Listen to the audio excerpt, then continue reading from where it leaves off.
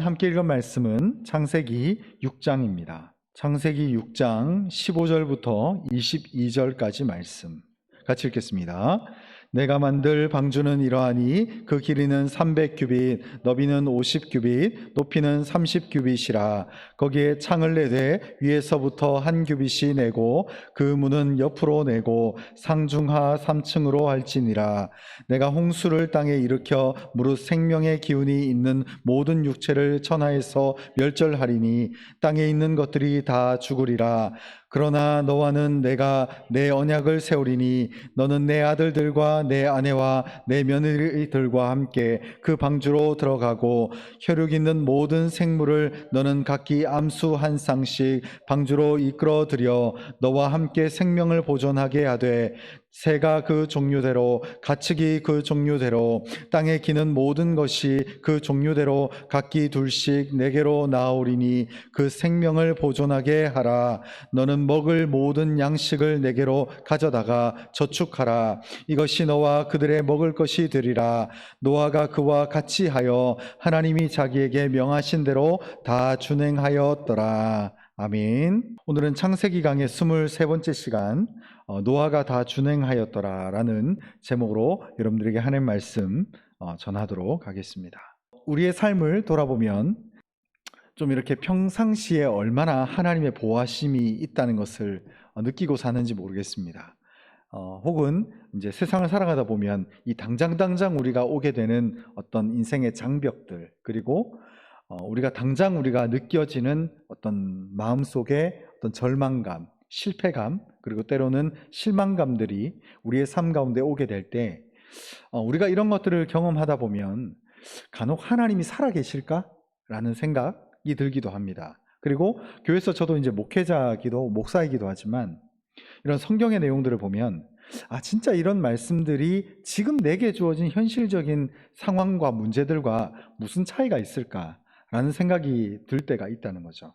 그러다 보면 이 성경은 성경대로 내 인생 가운데 그냥 어느 구석에서 이렇게 존재하는 것 같고, 내 삶의 공간이 여기 우리 본당, 예배당이라고 한다면 이 가운데 한복판에서 내가 지금 현실 속에서 치열하게 삶을 살아가고 있을 때 소위 말하는 이제 하나님을 믿지 않는 자들이 볼 때는 예수가 무슨 대수냐, 예수가 밥 먹어주냐, 진리가 무슨 소용이 있느냐 라는 생각을 들을 때가 되면 간혹 저도 우리 모두도 사람인지라 좀 이렇게 흔들릴 때가 있게 되는 것 같아요. 그래서 어떤 세상의 문제들, 아주 현실적인 문제들이죠. 그래서 이런 현실적인 문제들이 내 눈앞에 오게 되고 또 그 문제들로 인해서 내가 실망을 하거나 낙심을 하게 될 때 하나님이 진짜 살아계신가? 라는 생각, 이런 것들을 하게 돼요. 근데 우리가 하나님을 믿으면서 가장 중요한 우선순위에서부터 사실은 하나님의 역사하심과 하나님의 인도하심이 거기서부터 사실은 온전하게 작업이 시작되어져야 한다는 것이죠.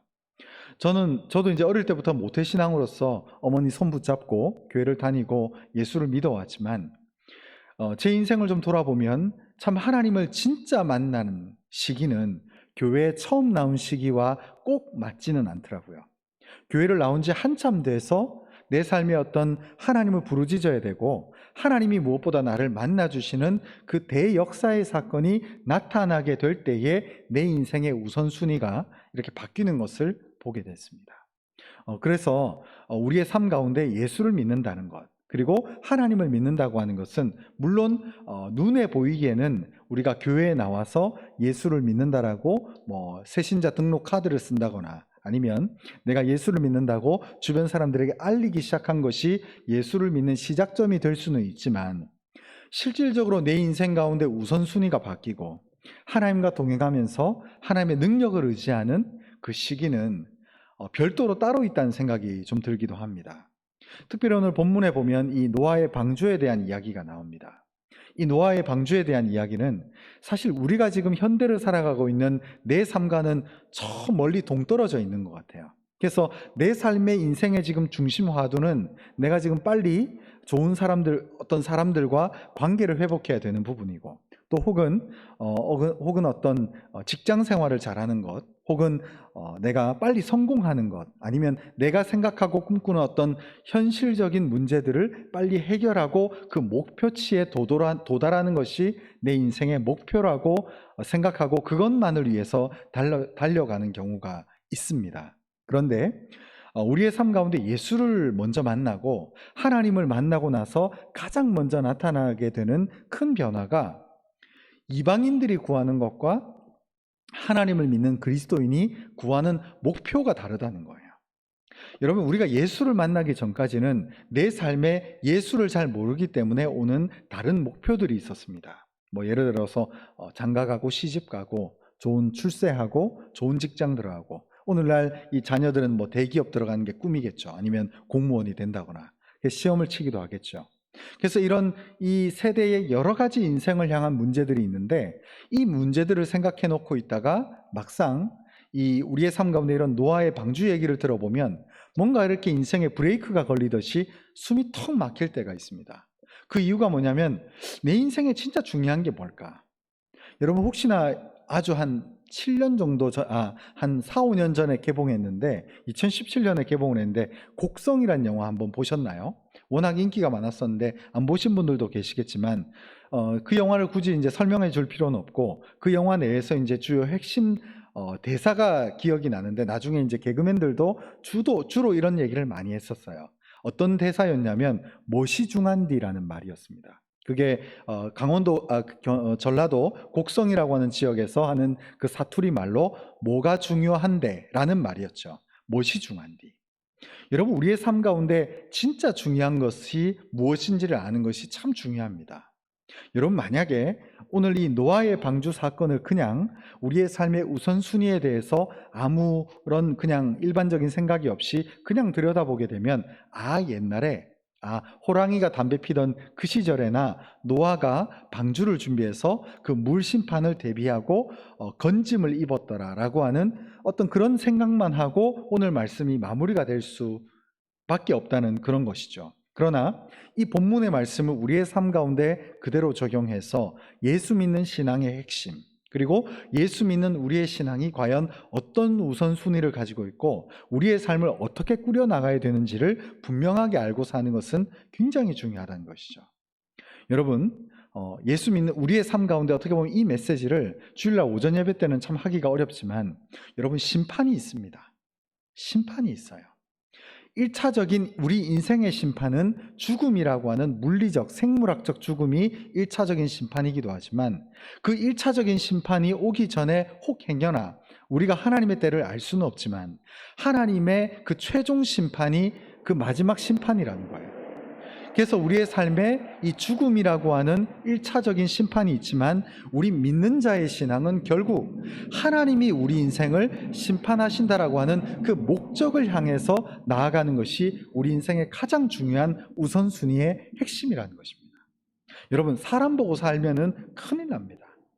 여러분, 이 세상의 다른 부요함 혹은 자식들 보고 사는 것, 그거는 일반적으로 이방인들이 구하는 것이지 우리 믿는 자가 구하는 삶은 전혀 아니라는 거죠. 여러분, 우리는 천국이 있습니다. 천국이 있기 때문에 우리는 이 땅에서 이 이방인들이 구하는 것과 다른 인생의 맥락들을 가지고 살아가는 거거든요. 여러분, 심판이 있습니다. 하나님의 심판이 있어요. 당장 우리가 이제 노쇠해져서 혹은 질병에 의해서 혹은 기타 사고나 재난, 재해에 의해서 1차원적인 그 죽음을 맛보기도 하지만, 그 최종적인 마지막 심판, 하나님 그 예수께서 다시 이 땅에 오실 때에 이 세상이 끝난다라고 하는 그 마지막 심판이 있는 거예요. 그리고 우리가 물리적으로 죽는다 하더라도 죽음이 끝이 아니라 천국과 지옥으로 가는 그 중요한 분기점에서 하나님을 제대로 지금 믿고 그분의 인도하심을 따르고 있는가라는 것을 우리가 생각해 보는 것이 중요하다는 거예요. 여러분, 우리 인생에 여러 가지 인생의 갈래가 있습니다. 그런데 제가 이제 간혹 이제 그전에는 농담으로 이렇게 결혼에 대해서 제가 선을 많이 봤다라고 말씀을 드렸는데, 제가 이 기도를 하면서 제 짝을 구할 때 제 인생 가운데 어떤 하나님께서 마음을 주시냐면, 다른 선택지가 없다는 마음을 주셨어요. 우리가 이제 간혹 결혼을 하거나 인생의 시간들을 돌아보면 간혹 만약이라는 말을 많이 하잖아요. 만약에 내가 다른 누군가와 결혼을 했더라면 뭐 이런 거 간혹 이제 시간이 지나면서 간혹 생각해 볼 수 있잖아요. 근데 제가 이제 제 아내도 있지만은 제 짝을 만나기 위해서 기도하고 하나님의 응답을 기다릴 때 제가 뭘 느꼈냐면 하나님이 반드시 선택해 놓은 무언가가 있다는 것을 늘 기다리고 있었습니다. 그게 단순히 막연한 기도의 제목이 아니라 시간이 지나면 지날수록 어떤 만남들이 성사가 될 듯 하다가 깨지고 부서지고 망가지고 하는 그 시간들을 무려 한 9년을 보냈거든요. 근데 그 9년의 시간들을 제가 보내면서 느낀 것 중에 하나는 내 짝이 없다 이런 게 아니라 내 짝이 진짜 있구나라는 것이었어요.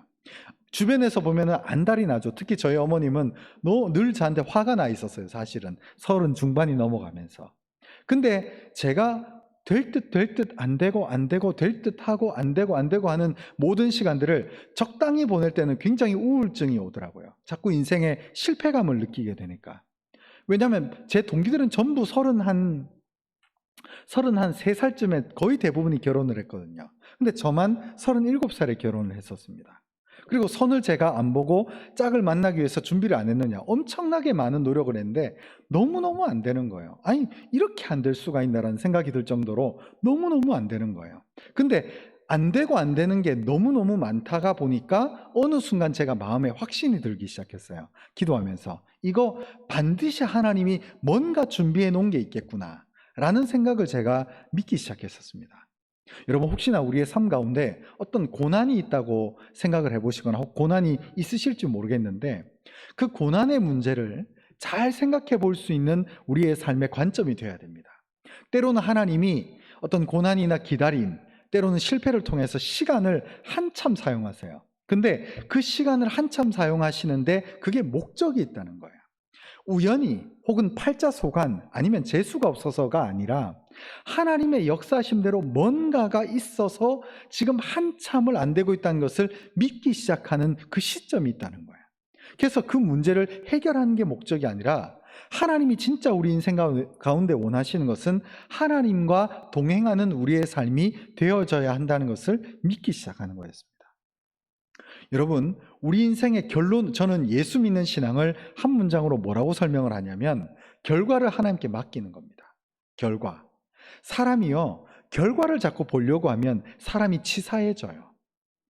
이번에 이제 대통령도 마찬가지죠. 대통령도 우리가 이제 보면은 대통령이 되기 위해서 여러 가지 방법이 있고 여러 가지 수단들이 있는데 정상적인 루트의 방법을 취했을 때는 시시비비를 가리지 않게 되는데 과거에서도 그래왔듯이 몇몇 케이스가 누구라고 말할 수는 없습니다만 몇몇 케이스들이 어떤 시시비비가 갈리면서 부정적인 방법들을 취할 때는 문제가 될 수 있다는 거예요. 여러분, 하나님을 믿는 신앙도 똑같습니다. 하나님이 원하시는 방법, 하나님이 원하는 우선순위, 어떤 목적이라고 하는 것을 이루기 위해서 우리의 삶을 이끌고 가면 안 된다는 거예요. 여러분, 예수 믿는 신앙은 말 그대로 성경이 말하는 것처럼 전쟁은 주께 속하였으니 전쟁이 주께 속했다는 거예요.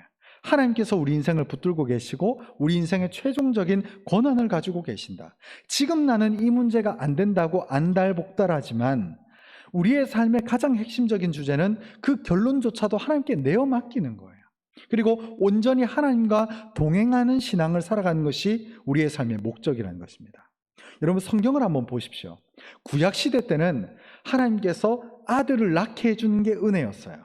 그죠? 출세를 해야 은혜였어요.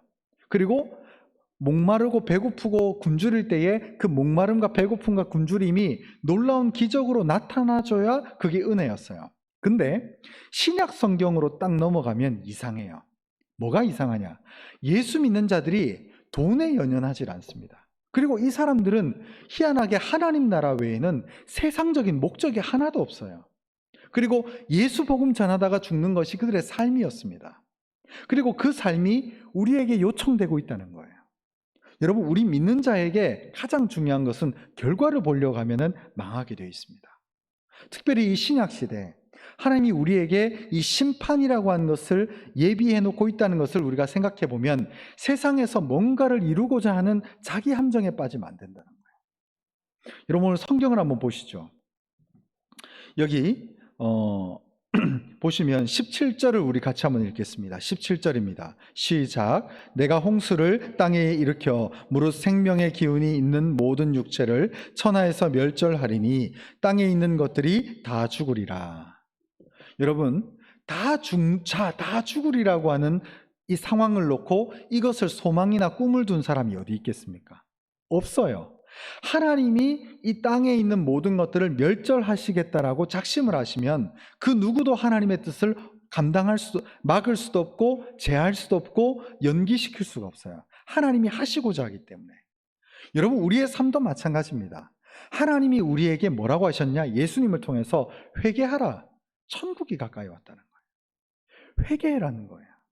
여러분, 우리가 세상을 추구하고 세상의 목적을 쫓아왔는데 빛이신 주님께서 이 땅에 오셨기 때문에 너희는 빛이신 주님의 말씀대로 살라고 하는 그 핵심적인 요지를 붙들고 사는 것이 우리 인생의 최종 목적이라는 거예요. 여러분, 굶어 죽지 않습니다. 여러분, 예수 믿다가 굶어 죽어도 그것이 은혜입니다. 여러분, 예수 믿는 것이 가장 핵심이에요. 여러분, 그것이 바로 우리 인생의 최종 목적이 될 때에 우리의 영이 살고 우리의 삶이 살아나는 거예요. 여러분, 무엇이 중요합니까? 지금 우리에게 무엇이 중요해요? 돈 버는 것이 중요하죠. 중요해요. 굶어 죽지 않아야 되겠죠. 근데 더 중요한 것이 있는데 하나님의 방식대로 사는 것이 우리의 삶의 가장 최우선적인 목적이 되어야 된다는 것이죠. 그래서 이 18절에 보면 하나님께서 이 노아에게는 하나님 중심적으로 살 이 노아의 인생 가운데는 하나님께서 어떤 언약을 하십니다. 언약을 체결해 주세요.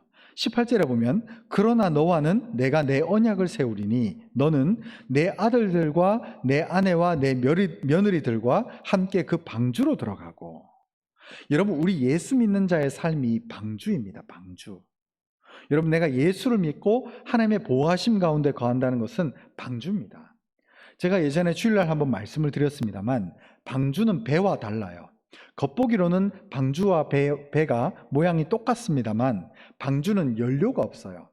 물 가운데 방주를 띄우면 마치 종이배가 물 위에, 예전에 종이배 한번 만들어 보셨죠? 그죠? 어릴 때 물 위에 띄워보면 그 종이배 안에 연료가 있습니까? 그냥 물길 따라 흘러갑니다. 그리고 그 종이배 안에 무슨 배 선장이 이렇게 왔다 갔다 하는 선장의 키가 있습니까? 좌현, 우현 없습니다.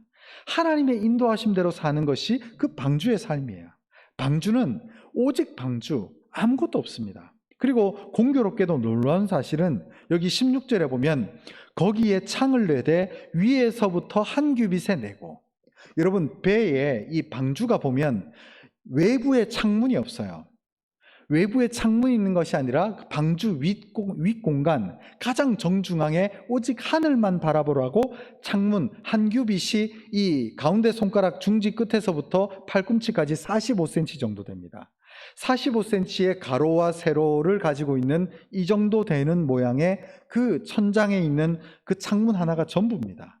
그래서 이 방주 안에 타 있는 노아의 가족들과 동물들은 그 천장을 바라보고 기다리는 거예요. 비가 언제 그치나, 그리고 하늘이 언제 맑아지는가, 하늘이 맑아지면 이제 내려야 되겠구나 라고 하는 것을 그 한 규빗으로 정방형에 나 있는 한 규빗의 창문만 바라보고 이들이 노아의 방주 안에서 그 홍수를 기다립니다. 여러분, 만약에 노아의 방주가 있는데 옆으로 창문이 나 있다고 한번 보시죠. 수많은 사람들이 죽습니다. 수많은 시체들이 물이 하늘 위까지 잠기니까 둥둥 떠다니고 가축들도 떠다니고 재산들 떠다니고 물건들 떠다니고 집들이 떠다녔습니다. 그런데 하나님이 그걸 보지 말라는 거예요. 너희의 오직 볼 것은 하늘 한복판에 나 있는 그 한 규빗으로 되어 있는 정방형의 창문을 바라보라는 거예요. 그리고 그 하늘만을 바라보면서 노아가 오늘 비가 내리려나, 오늘 비가 그치려나, 이런 것들을 보면서 때를 기다렸다는 거죠. 여러분, 예수 믿는 신앙이 이 방주의 삶입니다. 여러분, 오직 하늘에 나 있는 이 창문 하나만 바라보면서 사람들과 비교하면서 사는 것이 아니라 하나님의 보호하심 가운데 우리가 살아가는 거예요. 여러분, 절대 안 굶어 죽습니다. 예수와 함께 동행하고 하나님께 기도하면 절대 굶어 죽지 않습니다. 여러분, 공부를 못해도요, 여러분 내가 세상을 살아가는 특별한 기술이 없어도 하나님의 특별한 보호하심이 있습니다. 여러분 결코 우울해하지 마십시오. 결코 이 세상의 실패나 낙심이나 절망할 수밖에 없는 외부적인 상황들이 있다 하더라도 결코 우리의 삶을 절망으로 내던지지 마십시오. 하나님이 그것을 우리에게 허락하신 게 아닙니다. 하나님이 우리에게 유일하게 내놓은 한 개의 창문은 세상을 향해서 나 있는 것이 아니라 하늘 한복판에 있습니다. 그래서 예수 믿는 자는 욕먹기를 두려워하지 않는 자입니다. 하나님의 창문을, 그 하늘로 난 창문을 바라보는 자들이기 때문에 그렇습니다.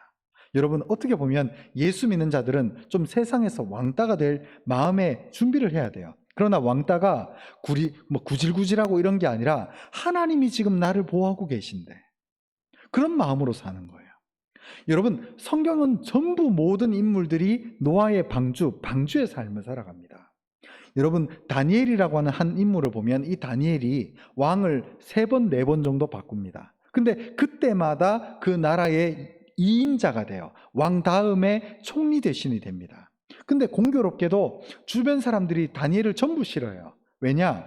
다리오 왕 때는 그 나라가 페르시아 제국이었고, 그리고 느부갓네살 왕 때는 그 나라가 바벨론 제국이었어요. 근데 공교롭게도 이 다니엘은 이스라엘 사람입니다. 유대인이에요. 그러니까 민족이 다른 자가 어떻게 이 나라의 총리가 될 수 있는가? 수많은 정치인들이 그 다니엘을 시기하고 질투하고 왕이시여 왜 다니엘만 편애합니까? 라고 사람들이 얘기했을지도 모르겠습니다. 그래서 심지어는 사자굴에 넣는 함정까지 만들었지만 정말 다리오 왕이 그 위에 뚜껑을 열 때까지 그 하룻밤을 보내면서 사자들의 입을 봉하게 하는 그 천사의 역사가 있습니다. 여러분, 우리의 삶에 왜 역사가 없는가? 우리의 삶에 왜 기적 같은 사건이 없고 기적 같은 사건이 물리적으로 무슨 대단한 것이 아니라 하나님의 특별한 보호하심과 인도하심이 요즘 느껴지지 않는다면 원인은 간단합니다. 우리의 세상을 바라보는 창문이 위로만 있는 것이 아니라 옆으로 다 나 있어서 그래요. 그래서 사람 눈치 보고 어려운 일이 생기면 사람 쫓아다니고 마음의 상처를 입으면 사람한테 위로받으려고 하고 돈이 물질적으로 어려움을 당면하게 되면 자꾸 사람 쫓아다니는 거예요. 그러니까 하나님의 특별한 보호하심과 역사하심을 느낄 새가 없어요. 왜? 내가 세상 사람들이 하는 것처럼 물리적인 방법을 내가 선택해서 사람의 방법으로 선택해 나가거든요. 여러분, 하나님을 보십시오. 위로 난 창문을 보셔야 됩니다. 여러분, 우리 인생의 문제, 우리 인생의 아픔, 우리 인생의 꽉 막힌 문제들을 하늘을 바라보는 그 안목을 가지셔야 된다는 거예요. 여러분, 하나님이 해결해 주십니다. 하나님이 반드시 때가 되면 그 때가 참을 통해서 우리에게 선물로 주실 것입니다. 하나님의 역사하심이 있습니다. 여러분, 절대 세상적인 일로 근심하지 마십시오. 여러분, 성경에서 예수님께서 우리에게 뭐라고 합니까? 그런 것들은 이방인이나 구하는 거라고. 여러분, 먹고 사는 문제로 기도하지 마십시오. 하나님이 알아서 저 들풀보다도 귀한 우리를 알아서 먹이고 입히십니다. 오직 우리의 삶은 믿음, 오직 우리의 삶은 신앙, 오직 우리의 삶은 하나님 중심으로 내 삶이 이끌어져 가야 돼요. 여러분, 자녀가 직장 없다고 너무 염려하지 마십시오. 여러분, 자녀가 뭔가 인생에 막혀 있다고 너무 염려하지 마십시오. 하나님은 알아서 그 자녀들을 알아서 들풀보다도 귀하게 입히시고 역사하실 것입니다. 자녀를 믿어 주십시오. 자녀가 믿음직해서 믿는 것이 아니라 자녀의 인생을 붙들고 계시는 하나님의 역사를 믿으시고 맡겨버리십시오. 그리고 내 삶이 천국에 이를 때까지 내 삶을 신앙의 은혜 가운데 그 방주의 삶을 살 수 있도록 세상을 향해서 눈치를 보지 말고 하나님의 보호하심 가운데 거할 수 있는 우리 모두가 되어야 됩니다. 그래서 이 19절에 보면 이 혈육 있는 모든 생물을 너는 각기 암수 한 쌍씩 그리고 방주로 이끌어들여 너와 함께 생명을 보존하게 하고, 하나님은 생명을 보존케 하시는 거예요. 여러분, 우리가 왜 돈 모을까요? 왜 적금 붓고 왜 장래일에 대해서 불안해서 투자도 하고 많은 돈을 벌려고 하고 왜 그럴까요? 우리 장래가 불안한 거예요. 그리고 장래일, 미래에 대해서 우리가 진짜 볼 수가 없잖아요. 내일 무슨 일이 일어나는지 1시간 뒤도 1초 뒤도 우리가 알 수 없는 게 우리 인생이잖아요. 그러다 보니까 자꾸 눈에 보이는 뭔가가 있어야 마음이 안심이 되거든요. 그래서 자꾸 노후 준비를 하려고 하고, 예, 노후 준비하는 것도 좋긴 합니다. 그러나 제가 말씀드리고 싶은 것은 노후 준비가 목적이 아니에요. 노후 준비를 하셔도 상관없고 안 하셔도 상관없어요. 그러나 핵심은 하나님이 보호해 주시지 않으면 암만 많은 돈을 노후 준비로 쌓아놔도 하나님이 훅 털어버리신다니까요. 그럼 소용이 없어요. 너무 무서운 거예요. 그래서 하나님의 허락하심, 하나님의 인도하심을 붙들고 살아가야 되는 거예요. 제가 새벽에 사사기서 말씀을 보는데, 사사기서에 보면 이제 이번 주에 계속 보고 있는데 기드온이라고 하는 인물이 있습니다. 여러분, 기드온이요, 그때는 사사 시대였고 왕이 없던 시대였어요, 이스라엘에. 그런데 그 왕이 없던 이스라엘이, 이 왕이 없고 사사가 다스리던 그런 시대에 기드온이 워낙 300명의 조그마한 적은 군사를 가지고 14만 5천 명을 정말 엄청나게 물리치는 그야말로 대박 사건을 일으키니까 수많은 사람들이 기드온의 영적인 탁월함, 어떤 기드온의 놀라운 리더십에 사람들이 완전히 흠뻑 빠진 거예요. 그래가지고 기드온에게 사람들이 쫓아가가지고 우리의 왕 좀 돼달라고 막 요청을 했습니다. 그런데 기드온이 사람들에게 손사래를 치면서 거부합니다. 내가 너희의 왕이 될 일도 없고 내 아들들도 너희한테 왕이 될 일도 없다. 오직 너희를 통치하고 다스릴 분은 여호와 하나님이시다. 이 말을 하거든요. 근데 안타깝게도 이 기드온이 말로는 그렇게 해놓고 실제로는 왕처럼 군림을 합니다, 이스라엘에서. 그래서 이 기드온이 왕처럼 군림을 하면서 그 당시 이방 왕들이 주로 했던 것이 뭐냐면은, 그 당시에는 이스라엘 사람들이 율법에 근거해서 일부 일처제였어요. 한 남편과 한 여자만이 가정을 이루는 게 율법이었는데, 이방 왕들의 제도를 딱 보니까 이방 왕들이 좋거든요. 그래서 젊은 여자들도 막 해가지고 첩들을 엄청나게 많이 들고, 심지어는 기드온의 아들들이 무려 70명이었어요. 70명. 그러니까 딸들은 세보지도 않았어요. 아들만 70명. 첩들이 어디 있는지도 몰라요. 그 정도로 왕으로 군림하고 기드온은 죽었습니다. 근데 기드온이 죽고 나서 어떤 일이 벌어진지 아십니까? 그의 아들 중에 세겜이라고 하는 지역에 있었던 첩의 아들이었던 아비멜렉이라는 자가 있었어요. 그 기드온의 아들인데, 이 아비멜렉이 기드온이 하나님께 제단을 드렸던 그 돌 위에 70명을 다 불러다가 다 숙청시켜버려요. 여러분, 기드온이 어떻게 보면 70명의 아들을 놔놓고, 야, 내가 이스라엘의 왕이다, 내 노후는 다 준비됐다, 이러면서 죽었단 말이에요. 내 후대들도 잘 살 수 있겠지, 이러면서 노년의 인생을 마무리했어요. 근데 그 중에 개떡 같은 아비멜렉이라고 하는 아주 음흉하고 권력욕에 취해 있는 아주 마귀 같은 놈이 나머지 70명의 아들들을 전부 몰살시켜버린 거예요. 여러분, 아무리 자식을 70명을 낳아도 한 명의 아들이 그 첩의 소생이라고 하는 열등감에 부추겨가지고 나머지 70명을 다 죽이는 참상 중에 참상을 낳았습니다. 여러분, 하나님의 방식대로 살지 않으면 우리의 쌓는 것이 전부 허사입니다. 하나님이 인정해 주셔야 되고, 하나님이 보호해 주셔야 되고, 하나님이 우리를 이끌어 주셔야 돼요. 우리의 삶은요, 각자 다 다릅니다. 하나님의 인도하심 가운데 거하고 하나님의 역사하심 가운데 거하는 게 우리의 삶이에요. 여러분, 우리의 삶 가운데 하나님의 보호하심 가운데 거하고 하나님의 영적인 방주 가운데 들어가셔야 돼요. 여러분, 세상은 자꾸 돈 모으라고 하는데, 여러분, 옛날에 1900년대 초반에 미국에서 검은 월요일이라고 해가지고 은행이 전부 파산을 했어요. 그때 모든 게 인플레이션, 물가가 폭등을 한 거예요. 그러니까 과자 하나를 사 먹으려도, 과자 한 봉지를 먹으려고 했는데 100만 원, 200만 원이 드는 거예요. 말도 안 되는 거죠. 여러분, 그렇게 우리 인생의 재정을 털어버리시면 누가 감당합니까? 그래서 우리는 항상 인생이기 때문에 한치 앞을 보지 못하기 때문에 너무 먼 미래에 대해서 막연한 두려움을 가지고 자꾸 장래일에 대해서 염려하지만, 제일 최고의 좋은 노후 대책은 뭐냐? 하나님 안에 거하는 겁니다. 하나님 안에 거하셔야 돼요. 예수와 동행하고 하나님의 은혜 안에 거하고, 그것이야말로 우리 인생의 이 노아의 방주처럼 영적인 나만의 방주가 될 것입니다. 여러분, 방주밖에 어땠습니까? 물이 점점 차올라가니까 아무리 댐을 쌓아도 막을 수가 없는 거예요. 그 수많은 물을 하나님이 하늘에서 물을 한없이 쏟아부어 주시니까 그 어떤 산들도, 그 어떤 바다도 그 물을 감당하지 못하니까 온 지구가 물에 잠기는 거예요. 오직 그 8명의 노아의 가족들만 그 방주 안에서 생명을 보존하게 됩니다. 여러분, 하나님 안에 붙어 있어야 우리의 생명이 유지되는 것이지, 여러분, 세상의 그 어떤 것도 우리의 생명을 보존해 줄 수가 없습니다. 내가 아무리 수천억을 가지고 있어도 하나님이 털어버리시면 감당할 수가 없습니다. 여러분, 하나님 안에 거하십시오. 하나님의 그 방주 안에 오늘 이 노아에 대해서 그 노아의 인생을 간략하게 마지막 22절은 이렇게 말하고 있습니다. 우리 마지막으로 같이 22절을 읽겠습니다. 시작. 노아가 그와 같이 하여 하나님이 자기에게 명하신 대로 다 준행하였더라. 여러분, 하나님이 말씀하신 대로 준행하는 삶. 노아의 삶을 한 문장으로 설명하면 이겁니다.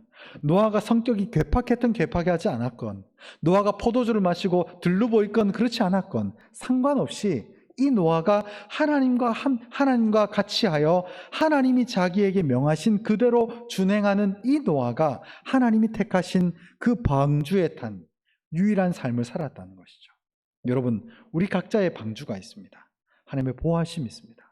세상의 모든 사람들이 종말로, 심판으로, 두려움으로 벌벌 떨어도, 심지어 코로나로 벌벌 떨어도 하나님의 택한 백성들은 보호하심을 있습니다.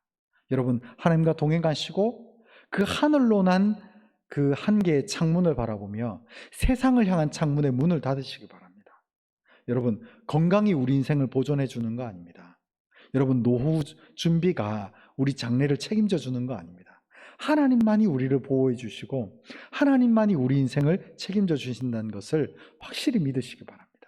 여러분, 자녀에게 너무 소망 두지 마십시오. 자녀는 하나님께 내어드리시고 내 삶이 오직 천국에 갈 수 있는 길이 될 수 있도록 내 삶을 가꾸십시오. 신실하고 거룩하고 진정한 믿음 가운데 충만한 자가 되도록 우리의 삶을 가꾸시기 바랍니다.